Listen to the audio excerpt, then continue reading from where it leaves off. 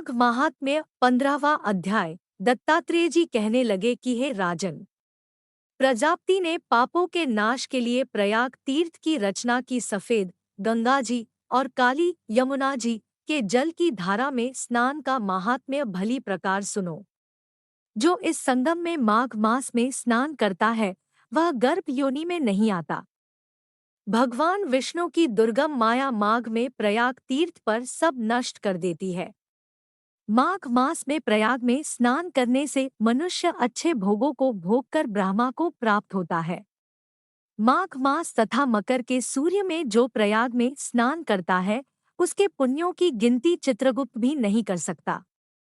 100 वर्ष तक निराहार रहकर जो पुण्य प्राप्त होता है वही फल माघ मास में 3 दिन प्रयाग में स्नान करने से होता है। जो फल 100 वर्ष तक योगाभ्यास करने से मिलता है।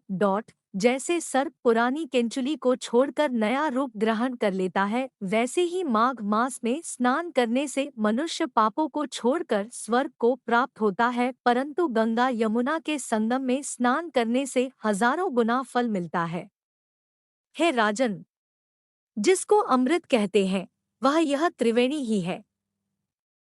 ब्रह्मा, शिव, रुद्र, आदित्य, मरुदगण, गंधर्व, लोकपाल, यक्ष, गुह्यक, किन्नर अणिमादि गुणों से सिद्ध तत्वज्ञानी ब्रह्माणी, पार्वती, लक्ष्मी, शची, नैना, दिति, अदिति, संपूर्ण देव पत्नियां तथा नागों की स्त्रियों घृताची, मेनका, उर्वशी, रंभा, तिलोत्तमा, अप्सरागण और सब पितर मनुष्य गण कलयुग में गुप्त और सत्युगादि में प्रत्यक्ष सब देवता माघ मास में स्नान करने के लिए आते हैं। इन दिनों माघ मास में प्रयाग में स्नान करने से जो फल मिलता है वह ईश्वर ही कह सकता है, मनुष्य में कहने की शक्ति नहीं है।